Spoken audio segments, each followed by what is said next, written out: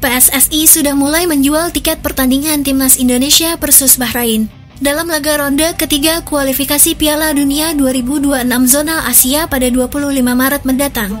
Kenaikan harga tiket untuk laga tersebut tidak membuat fans Indonesia menurun. Justru jutaan fans Indonesia berebut tiket. Alasan itu karena pertandingan Indonesia versus Bahrain adalah pertandingan paling spesial bagi fans Garuda. Meski harga tiket sangat mahal, fans Garuda tidak peduli. Demi mendukung tim kebanggaan apapun dilakukan. Apalagi Timnas Indonesia sedang berjuang menuju Piala Dunia. Tentu dengan membeli tiket tersebut, maka kita juga telah membantu keuangan Timnas Indonesia yang tidak bisa membeli tiket tersebut. Mari kita dukung di rumah saja. Semoga Indonesia bisa menang melawan Timnas Bahrain. Adapun harga termurah yang dijual PSSI untuk menonton duel Timnas Indonesia kontra Bahrain adalah 300.000. Itu naik cukup tinggi dari dua laga kandang sebelumnya melawan Arab Saudi dan Jepang. Harga tiket Timnas Indonesia versus Bahrain yang termurah 300.000 untuk kategori Upper Garuda. Sebelumnya, harga tiket kategori ini adalah 240.000. Kemudian untuk kategori Garuda South dan Garuda North dibanderol 600.000. Lebih mahal 120.000 dibanding laga sebelumnya melawan Arab Saudi dan Jepang. Begitupun dengan kategori Garuda West dan Garuda East. Untuk melawan Bahrain, harga tiketnya menjadi 1.250.000 dari yang sebelumnya adalah 1 juta. Yang termahal adalah kategori Premium West dan Premium East, di mana dalam duel Timnas Indonesia kontra Bahrain, tiket dijual dengan harga 1.750.000. Sementara saat duel kontra Arab Saudi cuma 1.400.000. Adapun setiap pembeli tiket wajib mempunyai akun Garuda ID. Selain itu, seluruh pembeli tiket pertandingan ini akan mendapatkan jaminan perlindungan asuransi. Ya, meski mahal, tiket Indonesia versus Bahrain dijamin bakal ludes terjual. Stadion GBK bakal memerah saat menjamu Timnas Bahrain. Mari kita buat Bahrain kena mental dengan yel-yel kebanggaan fans Indonesia. Namun ketika menjamu Bahrain, sebagai fans kita tidak boleh macam-macam yang di luar kendali. Karena pada laga nanti AFC akan mengirim tim khusus untuk mengawasi laga Indonesia versus Bahrain. Alasan AFC mengirim tim pengawas ke GBK nanti, karena situasi panas saat Indonesia away ke markas Bahrain kemarin.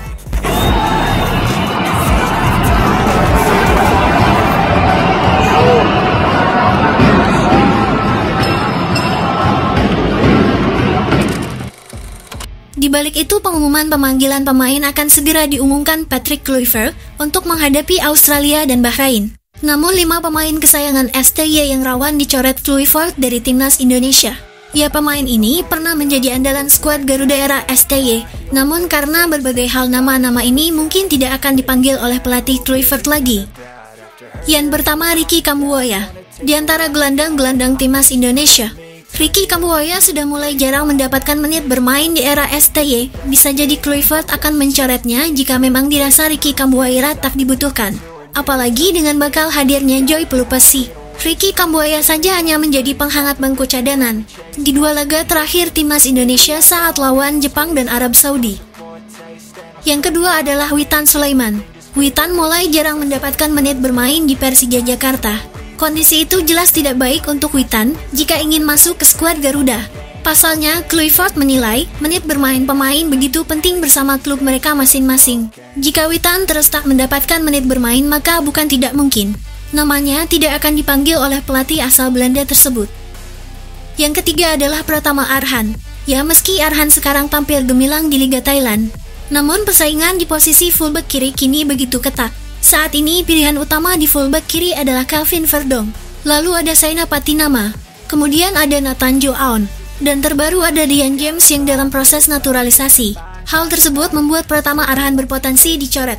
Namun jika Arhan mampu bersinar terus bersama klubnya Bangkok United di Liga Thailand, mungkin Arhan masih bisa dipanggil Kluivert. Apalagi Arhan mempunyai kelebihan lemparan roket yang tidak dimiliki oleh pemain lain. Kemudian selanjutnya adalah Nadeo Argawinata. Persaingan kiper di Timnas Indonesia sudah sulit sekarang semenjak kehadiran Martin Paes. Namun kini PSSI menambah pemain keturunan lain dari Italia yakni Emil Audero.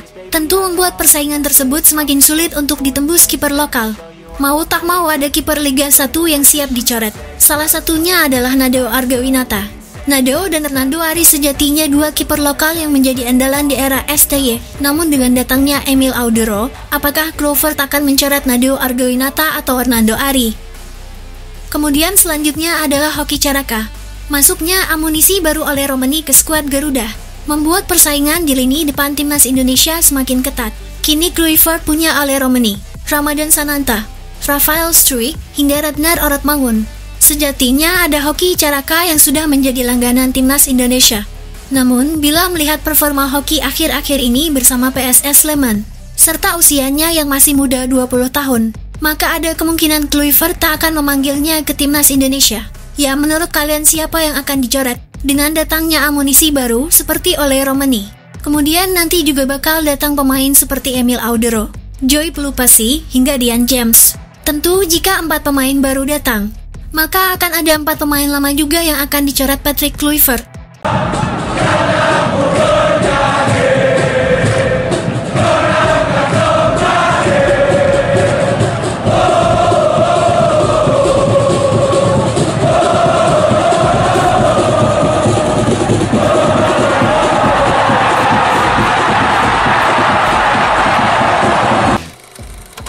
Gebrakan baru naturalisasi membuat timnas Indonesia semakin hebat di level Asia.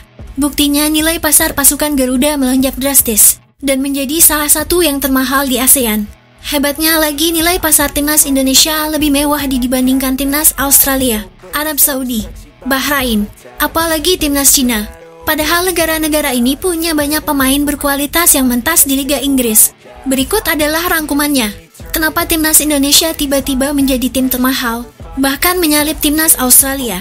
PSSI memastikan perkuatan tim untuk bagaimana kita bisa meraih mimpi kita tembus Piala Dunia.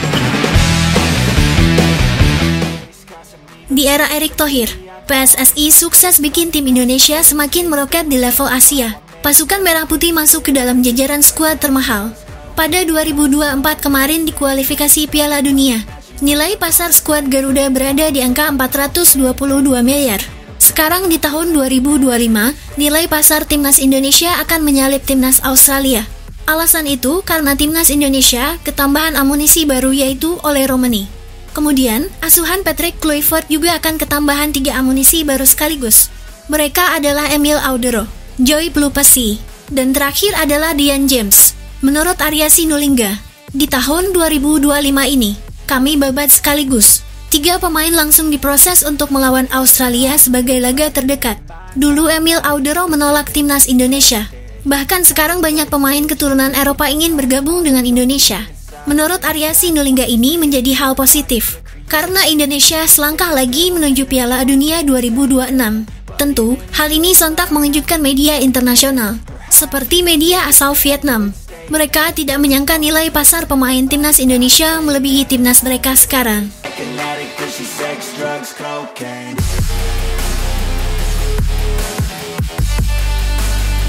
Di balik itu, tak cuma para pemainnya yang mewah, struktur kepelatihan juga menjadi termahal di Asia Tenggara.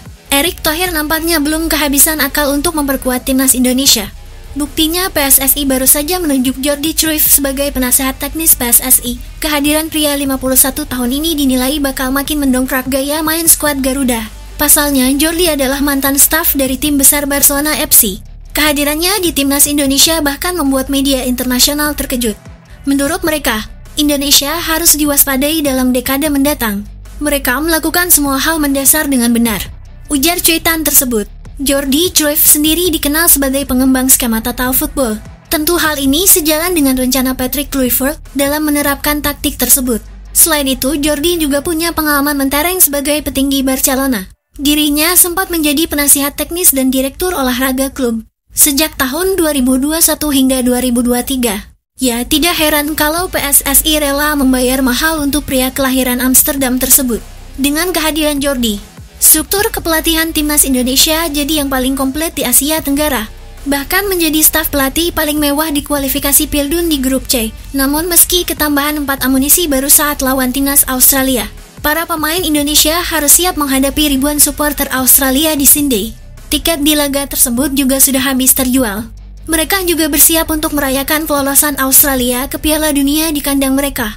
Karena menurut mereka, timnas Australia sudah pasti bisa mengalahkan Indonesia. Maka dari itu, Australia bakal kokoh berada di posisi 2 grup C menemani timnas Jepang.